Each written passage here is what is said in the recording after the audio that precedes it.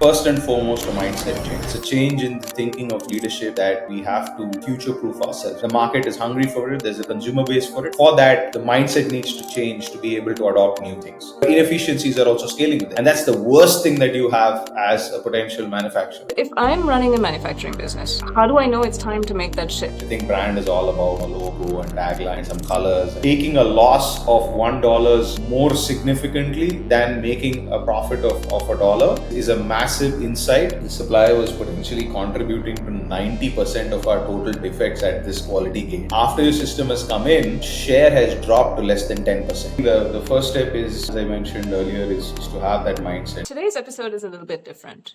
Usually it's me and Vele talking about the marketing industry, or we invite other designers and marketers on the show to ask them what they think of the industry and how things can be improved. But today we thought, what if we bring on one of our long-standing clients to see how it's been for them since the branding and the strategy work that we've done for them, let's say 2 or 3 years ago, and what their journey has been like ever since then. So, with that, I would love to welcome Srikar Reddy, the CEO of Hypervise. Hello, Srikar. Thank you so much for being here today. Thank you for taking some time off for this podcast. Hi, Dharini. Thanks for having me.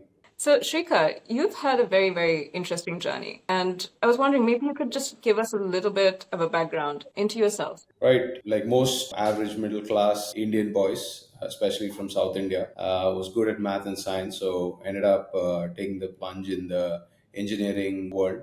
I went to Vich Pilani in and got out of college in 2015. And all through that period, we were very excited about robotics and artificial intelligence, of course. It was very different back then, something which was more of an undercurrent than the way it is now. But that interest kind of kept us going. Just right out of college, we decided, along with three of my friends, to start something in the robotics space. We started building mobile robots for the construction industry. Thesis was that robots are already available widely in the manufacturing environment, and they're a little less so in the physical world around us. I mean, we have been told that the robots are coming, but it didn't seem like that to us. So we said, why don't we set out to solve a very difficult problem? We started building an interior wall painting robot. Over many generations, we perfected it and brought it to a stage where we felt we could go to market with it. Once we went to market, we realized that perhaps we've been building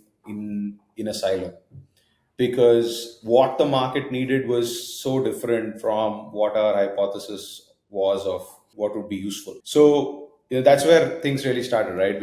Robotics was kind of the starting point, building mobile robots, trying to solve difficult problems, and then around about 2021, 2022, we took a step back and I started thinking about what would be more urgent in order to create an impact. What kind of urgent problems of the market and the industry can we solve? That's when we realized that taking some of the expertise and learnings from robotics and applying them for real world applications in the manufacturing industry seems to be the right approach, because the amount of work that is to be done in a manufacturing environment, especially using technology, and the efficiencies that can be improved, we realized was massive. And that's when we kind of pivoted from a pure play robotics product company into Hypervise, which is basically an AI-based solutions brand meant for solving problems along the value chain using our core platform, but then being open and receptive to what customers' problems are. That's what has been driving us, and that's been my personal journey. The learning from using my strengths and skills to build robots and solve a problem which we felt was very important, but the market was not really willing to kind of take the same view from a commercial standpoint, and then having the maturity to kind of move towards something which is more urgent, and understand that ultimately we are here as a business to solve people's problems, and that's what motivates me. That's what has been the DNA and the culture of what we're building at Hypervise. That's really interesting. And something that you talk quite a bit about is Industry 5.0. But for someone who's never even heard of Industry 4.0, maybe you could explain this to us in layman's terms? Right. Industry 4.0 is basically a theme of technologies which is meant for bringing data out of machines and making them more connected. Right. As we all know, the Industry 3.0 was all about the assembly line and automation to the extent where there are a lot of special purpose machines and systems that are able to kind of orchestrate things in isolation, right? That's when the Siemens and the Rockwells of the world have built PLCs and SCADA systems, which can basically remove the whole analog way of programming machines into more of a digital way of setting, configuring machines. Industry 4.0 is that phase which is intended to kind of bring everything together, where one machine can talk to the other. The whole idea of Internet of Things is the primary technology which drives Industry 4.2. But there's also an element of integrating IT technologies, right? What's typically managed at a headquarters, at an enterprise, at a corporate level, versus what happens at an operational layer in the logistic parks and the manufacturing facilities of large organizations. It's kind of merging them both so that there's more visibility, right? So previously, the leaders on companies would have very siloed information. And for them to go and extract information, they had to go speak to the people and they had to run long exercises to be able to get access to information, which is very critical to decision making. And Industry 4.0 was meant to kind of bring everything together. It's been around for nearly 15, maybe 20 years. The surprising part is that there are organizations across the world that are still trying to catch up. And of course, it has been increasing year on year. But the important thing that we have to understand is that over the span of the last 15, 20 years, the technology landscape has evolved and moved so fast that the idea of Industry 4.0 for, say, manufacturing and production facilities may somewhere become irrelevant at some point in time, right? It's about understanding how to best play catch up and how to use what is best and current in the context of their industrial operations. So how does this all lead to Industry 5.0, right? So what is then Industry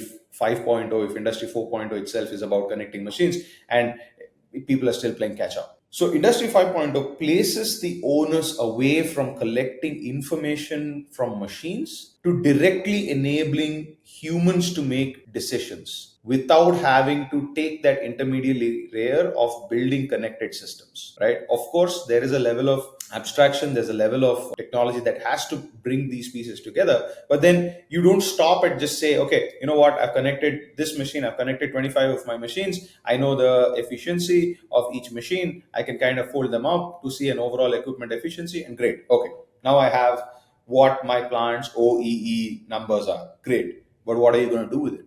Right? Organizations' preparedness to understand how best to use these metrics and then align their decision making at a rapid pace, right, is what the next phase of engineering and development for the industry is going to be. So that's where Industry 5.0 comes in. It's placing the humans at the center instead of having machines and data as our core. We're looking at people and their needs at the center of how industrial manufacturing operations have to work. So how does this play out in action, right? Instead of connecting various machines and kind of looking at what my overall equipment efficiency is, the Industry 5.0 lens is going to be, what are my customers expecting from me in the next 2 quarters, and what best can I do to adjust my production schedules in order to meet my customers' demand? Using that, what kind of data should I be able to configure? Well, how do I send not just a one-way communication of data coming out of your facility, but being able to create an interactive loop of being able to manipulate operations and equipments and processes at large scale and orchestrate them through a human-centric approach. And that's possible with the help of AI and, of course, a connected layer of technology in between. So really, Industry 5.0 is basically an evolution of the idea of having data driven output from machines. But then we don't stop at data and information. We go the last mile in terms of keeping the human decision making at the heart of it, and then work backwards in how best to use this. So Industry 4.0 then essentially becomes a means to the end and not the ultimate goal itself. So that's the lens that I think Industry 4.0, 5.0 is. There's a lot of chatter about this. Industry 5.0 is a very new concept, something which will only evolve over the next decade or so, and definitely new perspectives will emerge. But this is my take on what industry compared to 4.0. So if I'm running a manufacturing business, how do I know it's time to make that shift? Are there any telltale signs? Do I have to go with 4.0 before I go into 5.0? Could you give us a little bit of clarity on this? Right.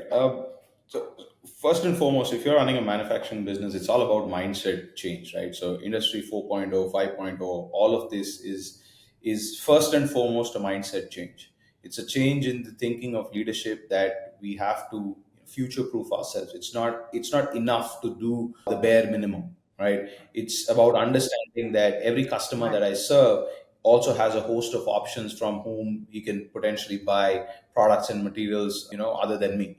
And everybody is going to sooner than later move faster towards adopting a more efficient way of working. So the first thing is to have an open mindset around change in the thinking and mindset. And especially this is generational, right?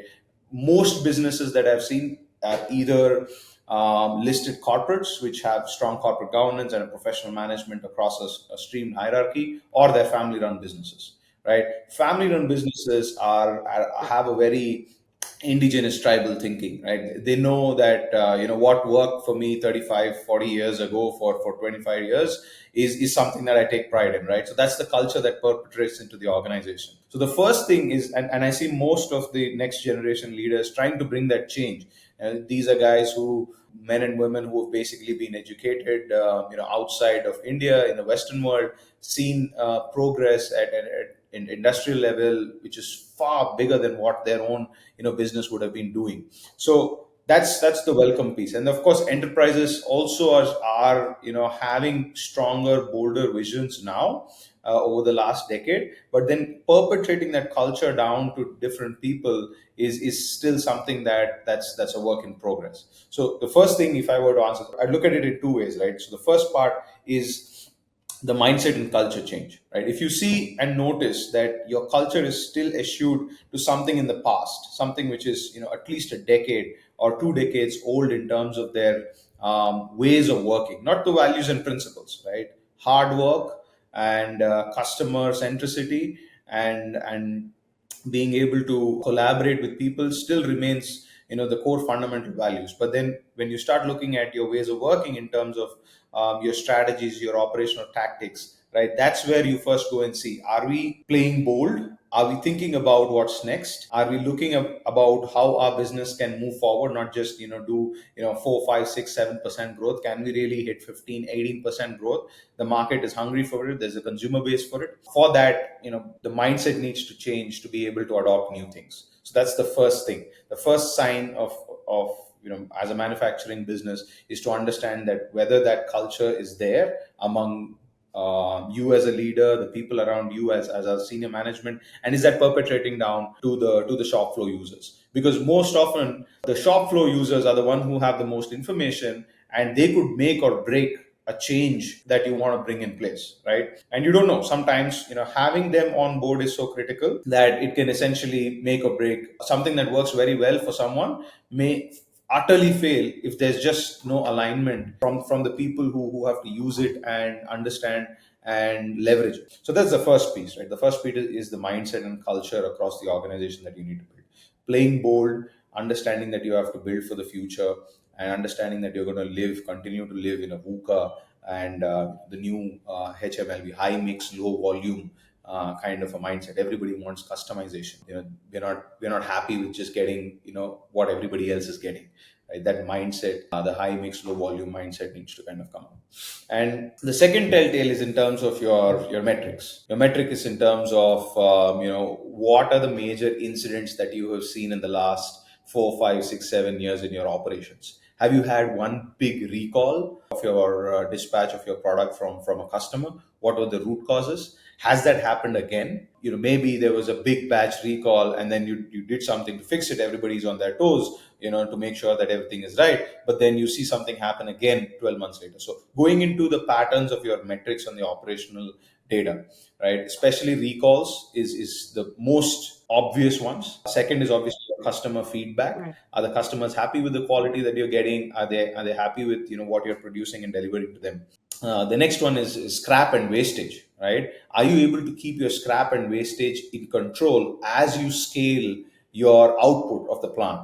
right? Because if your scrap is increasing linearly versus in correlation to your output, then your inefficiencies are also scaling with it. And that's the worst thing that you have as a potential manufacturer, right? You do not want your inefficiencies to scale as you move higher and higher, towards bigger volumes and scale your operations. So that's the most important thing: understanding your metrics at a product recall level, at a customer satisfaction level, at a scrap level, and several others. And of course, as a manufacturer, safety is extremely important. We were sitting with someone who said, for every accident, there are at least 100 near misses, and for every 100 near misses, there are at least 1,000 unverified, unsafe practices. Right, unsafe. So safety is so critical, right? So that's the order of control that you need to bring. If you control 1,000 unsafe acts, you're potentially end up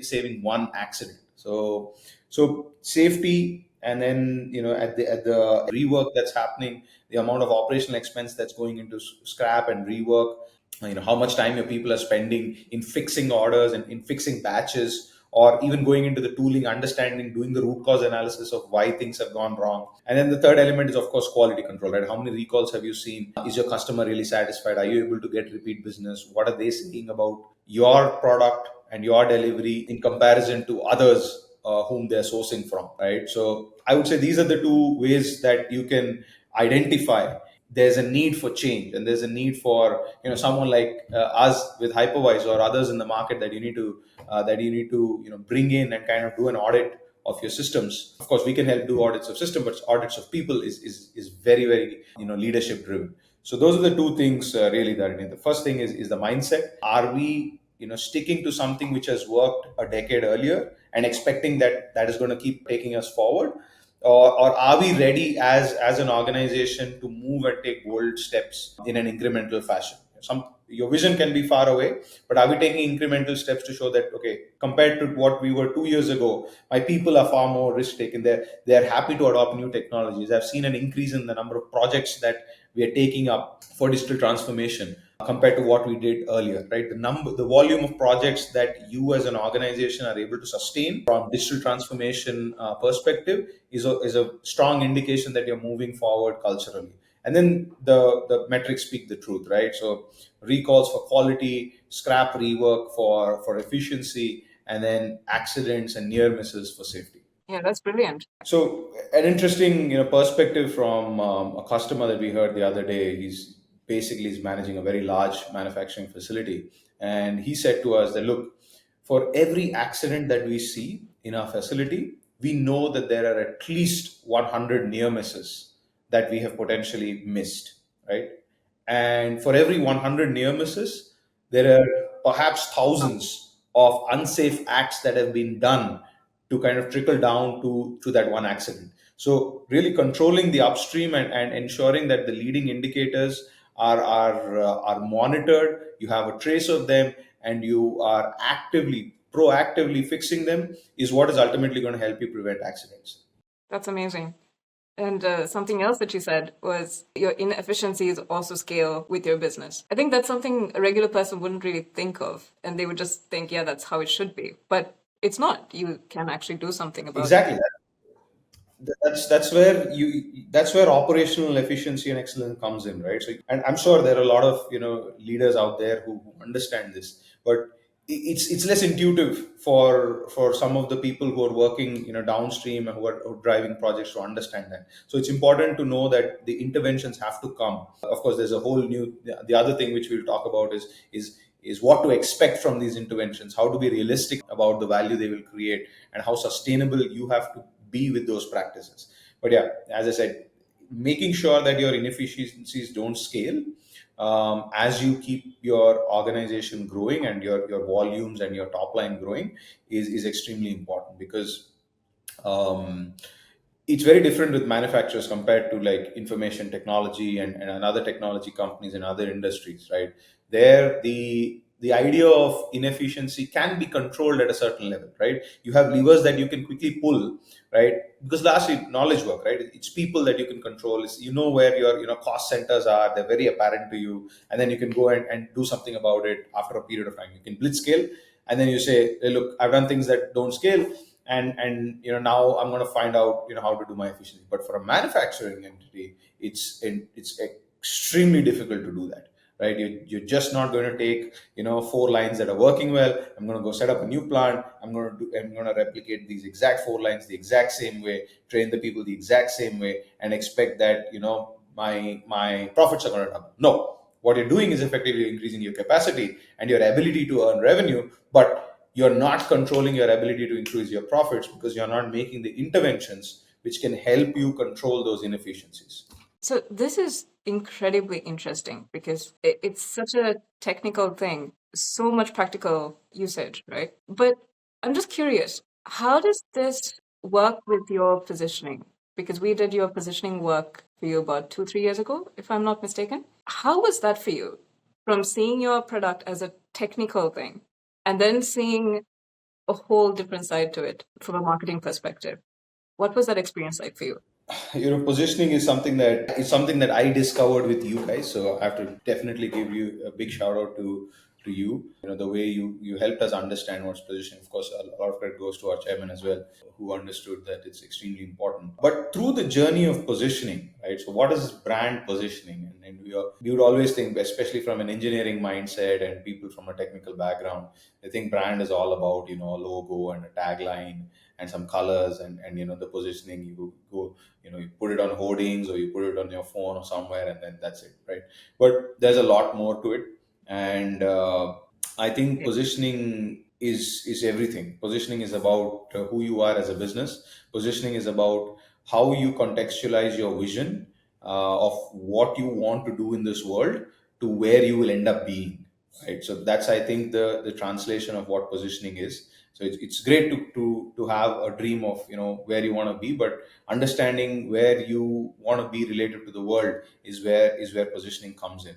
And then it got us thinking about who are our customers, how do they think, how do we impress upon them. No, actually, it was not about impressing upon them. It was more about what are their emotional cues towards their logical problems, right? So it was this beautiful blend of bringing emotional drivers that impact logical decision making, and that exercise helped us go deeper into what people are actually really expecting. And then once you go deeper and then you understand those layers, then you can come kind of surface back up and distill the information into your core messages. But it's not like they're going to be vastly different from what you may have thought are the real say problems that you want to solve, but they're so much richer and clearer in terms of their intention, and you have a lot more clarity around why they are the problem.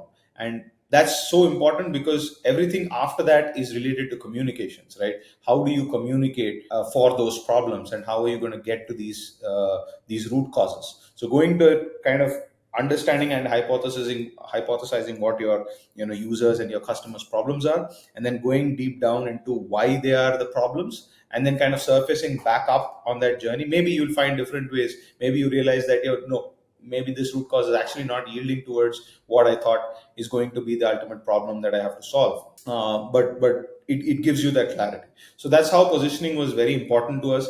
Ultimately, I think what you helped us realize is that over a series of exercises, we have understood, and I would say consolidated on the understanding that there are two primary and needs that we are solving for people in this market as a business for us. The first is creating operational efficiencies, right? People want things to be more efficient in what they do, from their day-to-day tasks to as a team when they're in tasked with a project, with the goal, and over an annualized manner, whatever they have to achieve. Efficiency is all about being able to make data-driven decisions. Is also about reducing unnecessary costs from the process. So these are the kind of tones that look at operation. And the other important thing that we realized through this exercise is the idea of loss aversion. It was very interesting to kind of come up to this because I'm a big fan of Daniel Kahneman and his work with thinking fast and slow. And the one insight that people would basically perceive taking a loss of $1 more significantly than making a profit of $1 is a massive insight, and something which holds good in terms of the Yeah. enterprise client base and Yeah. especially the manufacturing world. So if we are able to help customers and our stakeholders understand that we can help them avert losses by putting in place systems and minimizing those risks, that's also a massive hook and a way in which we can kind of build out the communications to then go out and build the products and solutions to solve their problems. So positioning for Hypervise was a brilliant eye-opening exercise for us. It gave me so much clarity about why we do what we do, and it helped us build the communications thereafter with our customer base. And it has been helpful across the board. Whether it is me talking about what our business identity is with my own core group of senior management and leaders, how they take this message back to our employees, how we go and speak to our customers, how we speak to our partners. So it's all kind of emanating from this central idea of position. And I highly recommend that positioning is an exercise that everybody should do. And if they have a chance, they should potentially do it with you as well. Thank you so much for that, Srikar. That's beautiful. It's so nice to hear from a client how your work has a rippling effect over time. It wasn't just a one off thing for you. It wasn't just clarity at the beginning of the exercise, but it's actually found a practical usage over the past few years for you. And that's wonderful to hear. But I was wondering, maybe you could give us a real life example of how you used this brand storytelling and this communication style to help with one of your own clients. Right. I mean, most of our work has most of the good business that we've had has come through more of Mm. outbound, and we're just starting to see some positive outcomes of our marketing Mm. exercises. And I think we leverage a lot of that positioning to bolster our own identity and then run our on ground on field pitch presentations with our clients and with the stakeholders, and that has definitely served us well. We were able to strike a chord with many stakeholders. In terms of maybe stories, I have maybe I'll take two quickly. Like both are at different ends of the spectrum. Right? One is a very large Right. enterprise customer, practically the largest car maker of India, and then there's another a smallish medium sized business which is serving some of the OEMs in India. Right. In the first case, we were able to kind of tap into the enterprise corporate offices where they're driving the digital transformation initiatives, and what started as perhaps a one-off proof of concept, and the name of the game here is proof of concepts, right? The only way that manufacturing businesses are going to try anything with AI and computer vision to solve problems is through proof of concept. And we did POCs, and our first project we did with them, I mean, we were getting the sensation that this could be really big. And once we started it, we had a very steep deadline. We said, okay, the client says, okay, fine, okay, we're going to try this. We want the solution up and running in 8 weeks, in 2 months.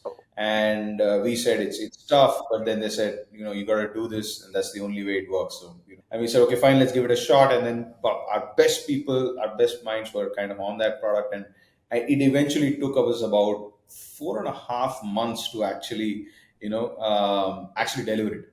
And did we survive? And are we getting more business from there? Yes, we are. Why? We are because we were able to sensitize them about what the process is and how we are able to actually deliver the solution which will give you results Mm. and impact. So when a lot of this technology is new, the people who are involved in driving the day-to-day story of the project have to understand the nitty-gritties of what takes time and where are the bottlenecks. Kind of bringing them into confidence and being transparent with them and communicating with them that we want to create these efficiencies. It's about understanding your data first. It's knowing that data is a big constraint and helping us collect and organize that data. Not organize, but largely collect. Because defect data and things related to inefficiencies are already very small in manufacturing, right? So identifying them and kind of collecting that data is the first piece, and then the next piece is about our approach and our strategy. Look, this is a complex project. There are layers of approaches that we have to bring in. This is how the data kind of works across the model, and then it's again iterative. You have to go into the process, iterate on it, and then come out with, get it to a level where the accuracy is working for you at 97, 98%. So you can say that, okay, project is good success, and then we're ready to go. Of course, 100% is a myth. 100% is absolutely not possible, but 99% 99.9 is possible. And we highly recommend having human in loop processes, especially when you're working in predictive technologies. So that was the story, right? So the crux is that we went in trying to solve for their operational efficiencies. The expectation was get this done in 2 months and get out of our face. And but they're like, they stuck around with us for 4.5 months, and now it's been 1.5 2 years, and we have done several projects with them. And we have a good. They understand that we are transparent, and we are really focused in creating value for them. We are not chasing of vanity. We are really after trying to solve problems and learn from them. And we've done so many proof of concepts with our customer, and we've learned so much, in that process. And all of this has definitely been driven by that positioning and the idea that our brand represents operational efficiencies and being able to reduce defects and reduce potential losses that might come. So for us, the icing on the cake was, and of course, these guys have Japanese roots, and they said, look, our plant is excellent, and we see maybe 4 or 5 defects a year, and then when our system is flagging all of them in a month, and they're like, okay, wait, we're perhaps onto something which could be useful, right? So that's when the confidence built, and then you're doing more work for them. And that's the game. That manufacturing is a game of margins, and being able to do that a little bit better is what is going to improve the way they go about things. Yeah, I mean, that's the real story with the big enterprise customers, right? So being able to be patient and bring all the stakeholders to a table is what helped us there. And proof of concepts, we do a lot of proof of concepts. We help our customers, move from proof of concept to proof of value, and then thereafter they're going to start seeing real efficiencies. And not to say that the 4.5 months is going to be the standard for everyone. The beautiful part was the 4.5 months for first project, and when we started kind of replicating it, we started exponentially dropping the amount of time it took us to kind of deploy it, right? So we went from 4.5 to 2.5 to under 2, and now we are in a position that we are having a strict aim to kind of replicate those kind of systems and solutions in under 30 days, and hopefully in the next 12 months get it down to maybe 2 weeks. So that's the incremental impact that you see. The first time you do something, especially the data is a bottleneck, understanding is a bottleneck. But once you solve for them, it's going to move very quickly, right? So that's the patience that has to be built in, and that's something that's a theme for the second story I have as well. One of our clients is a key supplier for another automotive manufacturer of the country, and they're a traditional business. They've been running it as a family run function for a while, and basically these guys were in big trouble in terms of losing a big chunk of their business because of their quality defects, right? So their customer was ready to say, look, if you don't fix this quality gap that we're seeing, then we don't think we'll be able to give you further orders. And that was a moment they kind of that was a good time. Timing is everything in business, and we were lucky to kind of be at the right time in the right place. And then when we met the gentleman, we said that, look, we can solve this problem, and we set it up, scoped it out, and we started. So they have around 6 lines, and then we said we're going to deploy a vision system for your first one, and then let's see how it goes. So then we built out the first one in about three months, so 2.5 3 months. And after that, interestingly, we got a call from their customer, and they said, look, you guys have done, we heard that you've done a great project with these guys. Previously, the supplier was potentially contributing to 90% of our total defects at this quality gate, right? And after your system has come in, that share has dropped to less than 10%. So now we have a bigger problem on our hand. Now you got to go and fix this with all the other suppliers and ensure that our overall defect rates reduce from that quality gate. So this is the whole game around efficiency and loss aversion, right? It was driven by the fact that you don't want to lose business and you want to increase your efficiency. And then we went in, scoped out, delivered a solution, and ultimately your customer is happy with what you're doing. You've won back trust, and in that process we win as well. We are able to kind of explode and expand our footprint to other players in the space. So these are a couple of use cases on two, I would say, two ends of the spectrum that we have dealt with. Thanks so much for sharing that with us, Srikar, because it's so interesting for us to see how you're using your positioning and, the words really to communicate with your clients and to solve their unique problems, regardless of the size of the manufacturing plant or the particular issues that they're dealing with, right? And it's not every day that we get to work with a business that's in your industry either. So it was quite the eye-opening exercise for us as well to do that strategy and that positioning. But that brings me to my next question, which is, so once you've done your positioning, right, how was it for you to see that come to life as a fully fledged brand identity? What was that experience like for you? So once we had the positioning in place, we understood what are the underlying themes, and then we going to dive deep, right? And one of the things that we did together was be able to test them. We kind of created these themes around the core value propositions, and we decided to go test them if they're actually valid or not. And we came up with ideas around simplicity versus complexity. Which one would potential stakeholders gravitate to? Similarly, specificity versus versatility, and basically is like something which is off the shelf and ready to use versus something that's more customized. And then finally, something which is scalable or something which is very indigenous, isolated, and working well, reliable. So I think once we went into the A/B testing, we did some campaigns. It was very interesting to know what are the kind of feedback that we get, and what are the kind of click through rates we were seeing in these messaging that we were able to see. We were able to understand, and ultimately it led to the idea that customers are looking at something which solves their problems and is able to deliver the value proposition with simplicity as well as customization, but they also want it in a way that is scalable, right? So that was a big problem for us as a business to go and figure out.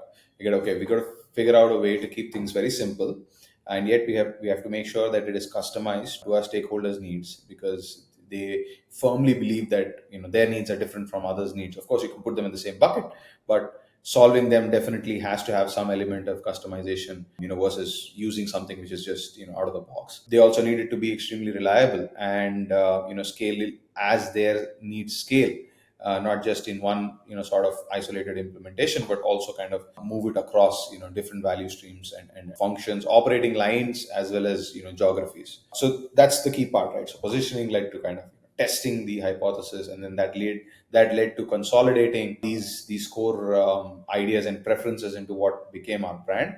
And basically our brand today stands with the principles of rigor, ambition, collaboration, and humanity, right? And each of them has a very distinct function in terms of how it represents us.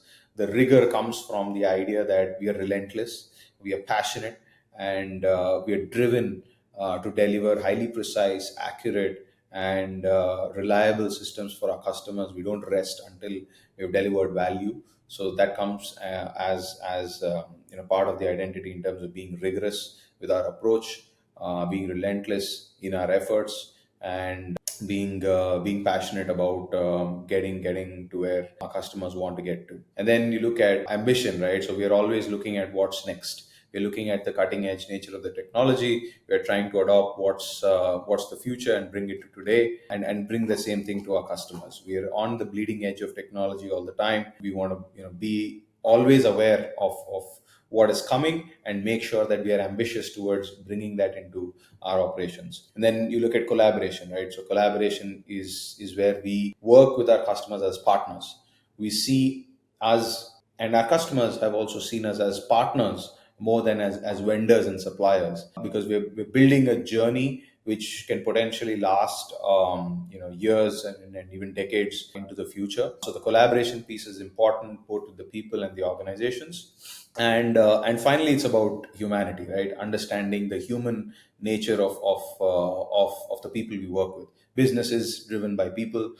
Being empathetic, towards human emotions, human desires, what is driving them, what are the emotional triggers which is contributing to their logical decision making, and addressing them, being empathetic towards people's needs, whether it's our own team and our own employees, about how they like to work with us, what their aspirations are, what their lives are outside of work, respecting them, and extending the same thing to our customers and to our suppliers and partners, right? Having that empathetic, human centric nature of doing business. So that's how I think the brand has been set up, and perhaps is a little different for an industrial technology company to have these kind of pillars. But we see the world evolving very rapidly, and this is, I think, positioning and a brand identity which is working now. And I do believe that it is going to be an evolution. It's not a We should not think of it as shifting goalposts every year, but something that has to stay current for a period of time. So in that sense, I think that's how our brand story has evolved. And we fully commit to living and breathing these principles as part of our brand, and that's what we want to get recognized for. We want, when people think about Hypervise, we want people to think that, hey, these guys are rigorous, these guys are very passionate, these guys are ambitious, these guys are very collaborative, and these guys are ultimately they're caring for me and the needs of my people. Is what we want to think about when either an employee or a partner or a customer thinks of us. It's interesting that you say that because there's a common misconception that B2B companies don't need branding. It's all about networks and sales teams for them.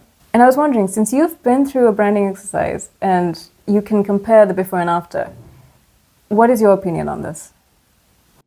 I think it's an ambition. It's something that we keep aspiring for. There's no way for me to, I would say, confirm that that's how we are looked at. There's still a long way to go. We are a very young company, and of course, we will adopt tools and techniques to evaluate that. But I think from the pockets of stories and anecdotes that we keep hearing, I'm very happy that. We as a team, whether it's our frontline members, whether it's our back end staff, whether it's our administrative people, everyone involved are kind of living with the same values and identities. So having kind of crystallized this, it's that itself has taken a good 2 years, but living and breathing them is also an exercise which I think is going to take a fairly long period of time.